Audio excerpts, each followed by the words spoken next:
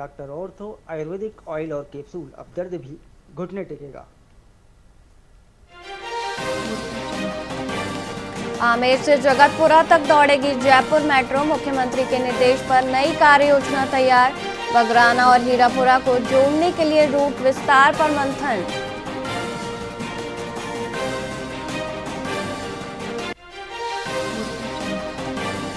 राजस्थान में gas cylinder booking का नया नियम। मोबाइल ऐप और वेबसाइट से बुकिंग पर अब OTP वेरिफिकेशन अनिवार्य। सरकार ने कंपनियों को दिए सख्त आदेश।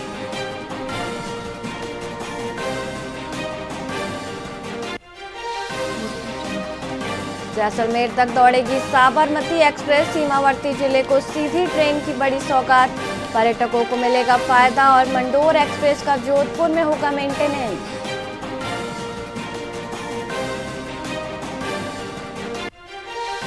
राज्यपाल हरिभाऊ बागड़े का बड़ा आह्वान। खेती में AI और ड्रोन के इस्तेमाल से बढ़ाएं पैदावार। प्राकृतिक खेती को बढ़ावा और दीक्षांत समारोह में ज्ञान के प्रसार पर जोर।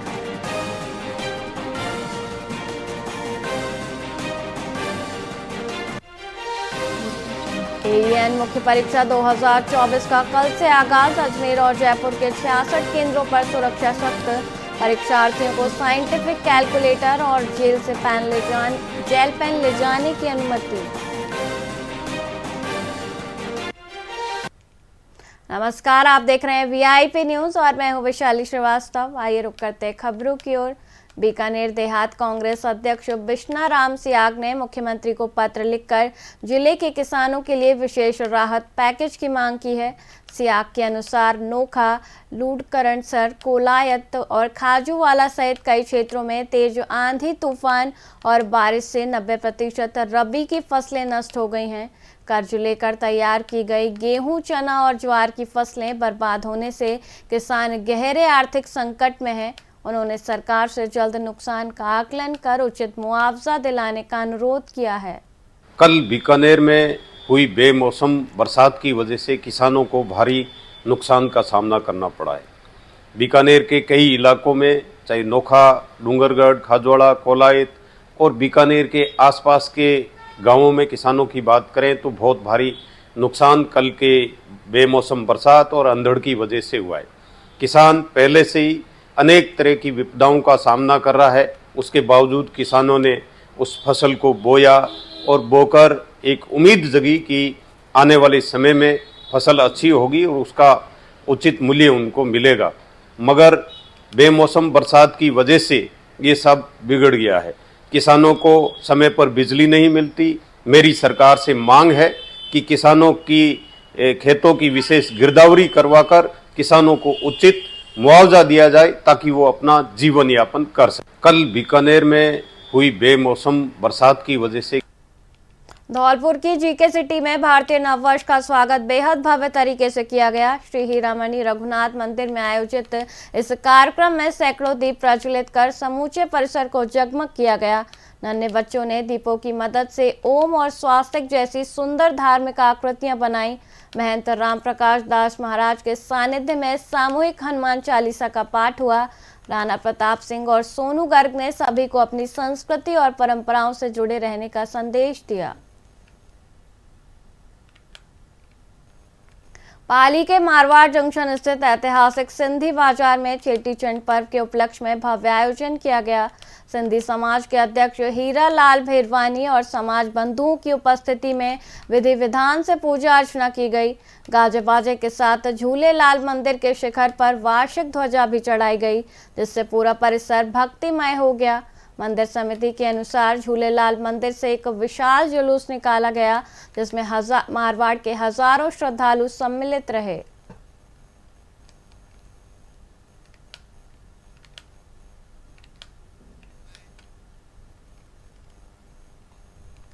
करौली में रामनवमी के पावन पर्व पर 26 मार्च को निकलने वाली भव्य शोभा यात्रा की तैयारियां तेज हो गई हैं।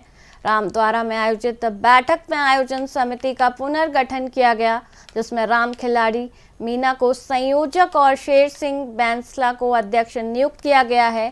माली समाज सहित विभिन्न संगठनों ने कार्यक्रम में पूर्ण सहयोग का भरोसा दिया उत्सव की अगली रूपरेखा तैयार करने के लिए अग्रवाल धर्मशाला में एक महत्वपूर्ण बैठक आयोजित की जाएगी। करौली के शिरोमणि मंदिर में महर्षि गौतम जयंती हर्षोल्लास के साथ मनाई गई।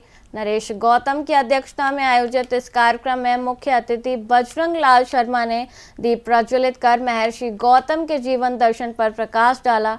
समारोह के दौरान महिला और पुरुष वर्ग के लिए खेलकूद और सांस्कृतिक प्रतियोगिताएं आयोजित की गईं, जिसमें विजेताओं को पुरस्कृत किया गया। कार्यक्रम का समापन सामूहिक भोज और राष्ट्रगान के साथ हुआ, जिसमें समाज के सैकड़ों लोगों ने उत्साहपूर्वक भाग लिया। हनुमानगढ़ में आगामी ईद और अन्य त्योहारों को देखते हुए पुलिस प्रशासन पूरी तरह अलर्ट पर है। एएसपी अरविंद बिश्नोई के नेतृत्व में पुलिस बल ने मुख्य बाजार श्री गंगानगर रोड और बस स्टैंड इलाके में पैदल गश्त की।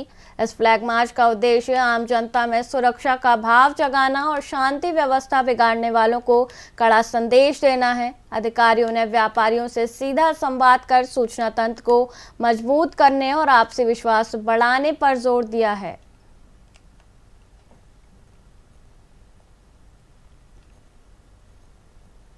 आज श्रीमान पुलिस अधीक्षक महोदय के निर्देशन में आज समस्त पुलिस स्टाफ लोकल सीओ और सभी के द्वारा थाना क्षेत्र में चढ़ल गश्त की गई। इसका उद्देश्य आमजन व्यापारी सभी से संवाद स्थापित करना, इसी तरह की आसूचना प्राप्त करना और आमजन में विश्वास पैदा करना और पुलिस दृश्यमान हो, ये इस तरह का मैसेज पब्लिक में जाए। और आगामी त्योहार ईद और इसके मद्देनजर रखते हुए भी आज पैदल गश्त की गई है। आगे भी थाना स्तर पे भी इस तरह की पैदल गश्त संबंधित अफसरों और सीओ के द्वारा की जाएगी और आपको आगामी दिनों में पुलिस आपको दृश्यमान दिखेगी। तो हमारी नाकाबंदी पानी का हमारे चल रहे हैं पहले से, इसके साथ साथ हम और एक्सरसाइज करेंगे कि तो हमारे इंटरस्टेट नाके हैं और भी जो संवेदनशील नाके हैं, एरियाज हैं, उनको और यहाँ पे आगामी दिनों में आपके इस तरह से नाकाबंदी और गश्त आपको दिखेगी। पालनपुर में साड़ा रेलखंड पर चल रहे दोहरीकरण कार्य के कारण जोधपुर साबरमती रेल सेवा को आंशिक रूप से रद्द कर दिया गया है। अजमेर मंडल के डीआरएम राजू भूतड़ा के अनुसार गाड़ी संख्या 14,821 आगामी 20 से 29 मार्च तक केवल आबू रोड तक ही संचालित होगी। वहीं वापसी में गाड़ी संख्या 14,822 साबरमती के बजाय आबू रोड से ही जोधपुर के लिए रवाना होगी। आबू रोड और साबरमती के बीच यह ट्रेन पूरी तरह बंद रहेगी।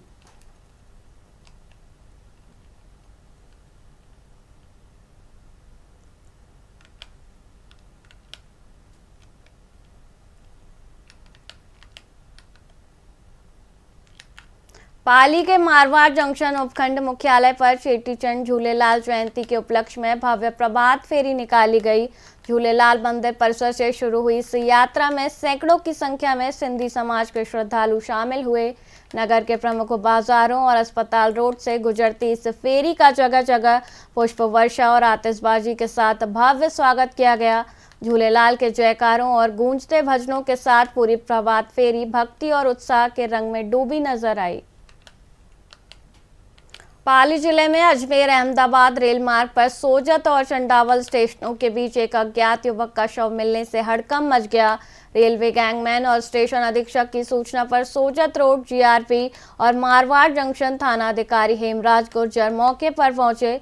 प्राथमिक जांच में ट्रेन की चपेट में आने से हादसे का अंदेशा जताया जा रहा है। फिलहाल पुलिस ने शव को बगड़ी राजकीय अस्पताल की मोर्चरी में रखवा दिया है और मृतक की पहचान की कोशिशें तेज कर दी गई हैं।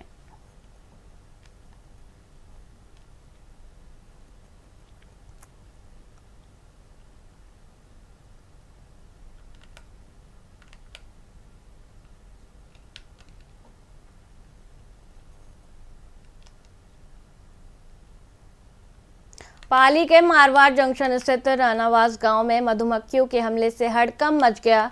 पानी की टंकी के पास से गुजर रहे एक युवक पर अचानक मधुमक्खियों के झुंड ने हमला कर उसे लहूलुहान कर दिया। राहगीरों की सूचना पर रनावास पुलिस चौकी और एम्बुलेंस मौके पर पहुंची। युवक की गंभीर हालत को देखते हुए प्राथमिक उपचार के बाद उसे तुरंत मारवाड़ जंक्शन के ब्लॉक स्तरीय अस्पताल रेफर किया गया है। अचानक हुए इस हमले से पूरे इलाके में दहशत व्याप्त है। हनुमानगढ़ के परलीका और आसपास के इलाकों में कुदरत का हैरान करने वाला नजारा दिखा। मार्च की गर्मी के बीच घने कोहरे और ओलावृष्टि ने लोगों को कड़ाके की ठंड का एहसास करा दिया।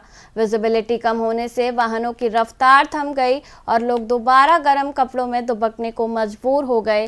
किसान माणक चंद बराला के अनुसार इस बेमौसम कोहरे और बूंदाबांदी से चना की कटाई और थ्रेसिंग का काम पूरी तरह ठप हो गया है, जिससे किसानों के चेहरे पर चिंता की लकीरें खिंच गई हैं।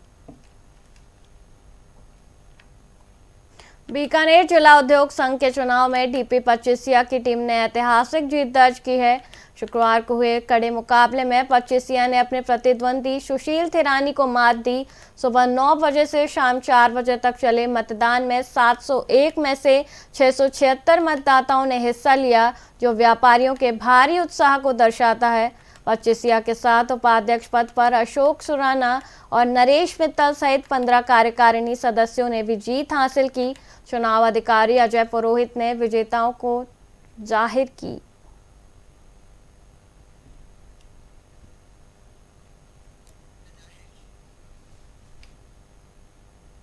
चुनाव बड़ी शांतिपूर्ण से हुआ। सभी हमारे उद्योगपतियों ने बढ़ चढ़ कर हिस्सा लिया, उसके लिए मैं सभी का आभार व्यक्त करता हूँ। चुनाव में हार जीत हो जाती है, वो कोई बड़ी बात नहीं है। और मैं तो यही चाहता हूँ कि बीकानेर जिले के जितने भी औद्योगिक संगठन हैं और हमारे उद्योगपति हैं, वो मिलजुल कर बीकानेर का विकास में भागीदार बने और जितना उसके काम करें, कुछ समस्या है उसका हम समाधान करने का प्रयास करें। फिलहाल के लिए इतना ही, मुझे दीजिए इजाजत। देखते रहिए VIP न्यूज़। नमस्कार।